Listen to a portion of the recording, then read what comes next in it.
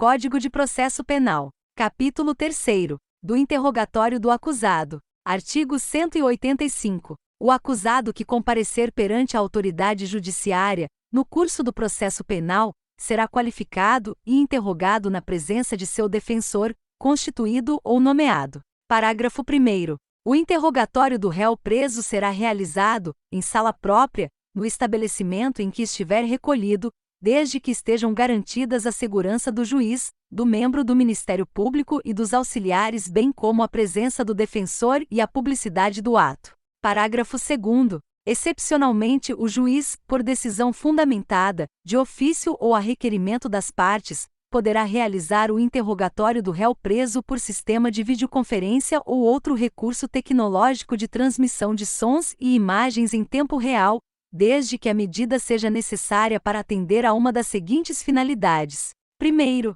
prevenir risco à segurança pública, quando exista fundada suspeita de que o preso integre organização criminosa ou de que, por outra razão, possa fugir durante o deslocamento. Segundo, viabilizar a participação do réu no referido ato processual, quando haja relevante dificuldade para seu comparecimento em juízo, por enfermidade ou outra circunstância pessoal. Terceiro, impedir a influência do réu no ânimo de testemunha ou da vítima, desde que não seja possível colher o depoimento destas por videoconferência, nos termos do artigo 217 deste Código. Quarto, responder à gravíssima questão de ordem pública. Parágrafo 3º. Da decisão que determinar a realização de interrogatório por videoconferência, as partes serão intimadas com 10 dias de antecedência. Parágrafo 4º. Antes do interrogatório por videoconferência, o preso poderá acompanhar, pelo mesmo sistema tecnológico, a realização de todos os atos da audiência única de instrução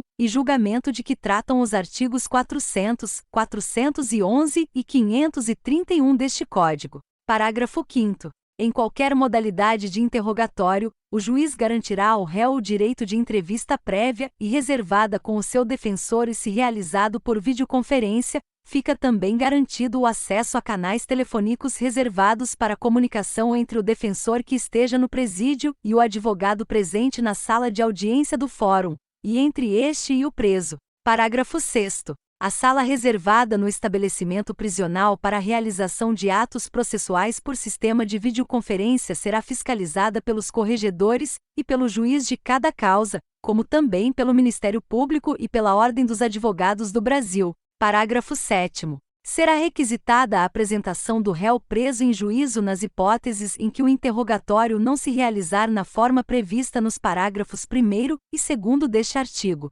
Parágrafo 8º. Aplica-se o disposto nos parágrafos 2º, 3º, 4º e 5º deste artigo, no que couber, a realização de outros atos processuais que dependam da participação de pessoa que esteja presa, como acariação, reconhecimento de pessoas e coisas, inquirição de testemunha ou tomada de declarações do ofendido. Parágrafo 9º. Na hipótese do parágrafo 8º deste artigo, fica garantido o acompanhamento do ato processual pelo acusado e seu defensor. Parágrafo 10. Do interrogatório deverá constar a informação sobre a existência de filhos, respectivas idades e se possuem alguma deficiência e o nome e o contato de eventual responsável pelos cuidados dos filhos, indicado pela pessoa presa. Artigo 186. Depois de devidamente qualificado e cientificado do inteiro teor da acusação, o acusado será informado pelo juiz, antes de iniciar o interrogatório, do seu direito de permanecer calado e de não responder perguntas que lhe forem formuladas.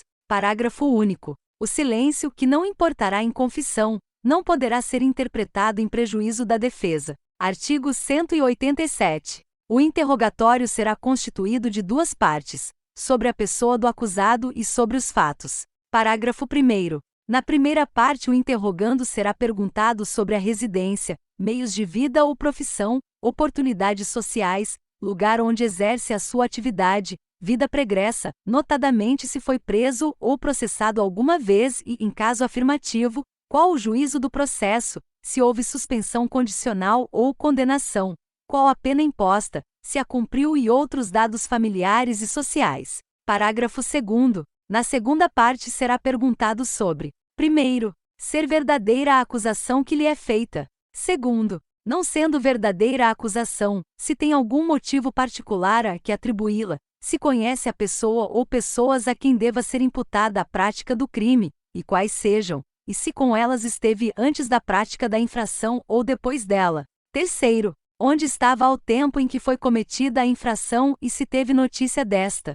Quarto, as provas já apuradas. Quinto, se conhece as vítimas e testemunhas já inquiridas ou por inquirir, e desde quando, e se tem o que alegar contra elas. Sexto, se conhece o instrumento com que foi praticada a infração, ou qualquer objeto que com esta se relacione, e tenha sido apreendido. Sétimo, todos os demais fatos e pormenores que conduzam à elucidação dos antecedentes e circunstâncias da infração. Oitavo, se tem algo mais a alegar em sua defesa. Artigo 188. Após proceder ao interrogatório, o juiz indagará das partes se restou algum fato para ser esclarecido, formulando as perguntas correspondentes se o entender pertinente e relevante. Artigo 189. Se o interrogando negar a acusação, no todo ou em parte, poderá prestar esclarecimentos e indicar provas. Artigo 190. Se confessar a autoria, será perguntado sobre os motivos e circunstâncias do fato, e se outras pessoas concorreram para a infração,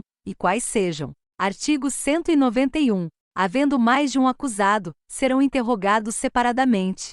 Artigo 192. O interrogatório do mudo, do surdo ou do surdo-mudo será feito pela forma seguinte. Primeiro, ao surdo serão apresentadas por escrito as perguntas, que ele responderá oralmente. Segundo, ao mudo as perguntas serão feitas oralmente, respondendo-as por escrito. Terceiro, ao surdo-mudo as perguntas serão formuladas por escrito e do mesmo modo dará as respostas. Parágrafo único. Caso o interrogando não saiba ler ou escrever, intervirá no ato, como intérprete, e sob compromisso, pessoa habilitada a entendê-lo. Artigo 193. Quando o interrogando não falar a língua nacional, o interrogatório será feito por meio de intérprete. Artigo 195. Se o interrogado não souber escrever, não puder ou não quiser assinar, tal fato será consignado no termo.